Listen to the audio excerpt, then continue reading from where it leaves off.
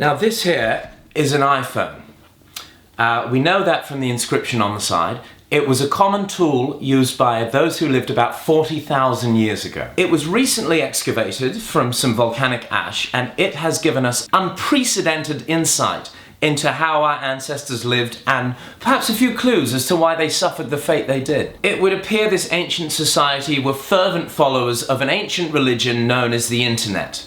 Now this device would be used by worshippers to upload their offerings to the social media gods in the form of a mirror selfie or perhaps even a cry for help Facebook status. Contemporary Instagram feeds show us that these ancient people were very annoying, very self-centered. It's all very, look at my dress, I'm at the gym now, and this just goes on and on and on, which leads us to believe that perhaps at some point in human evolution, attention, or the need for attention, had become a necessity to survive, much like water, much like food.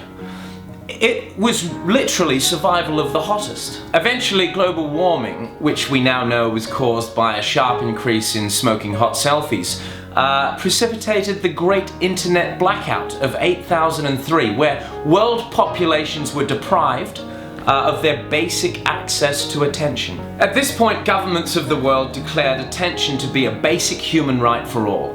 So this led to rationing of attention. So citizens would be allowed no more than 5 likes per day on social media, barely enough to sustain human life. To put it in perspective, an influencer has a daily attention intake, or a DAI, of 5,000 likes. So obviously they were the first to die, followed by the YouTubers, then the reality stars, the athletes, and so on, until all of society had succumbed to attention starvation.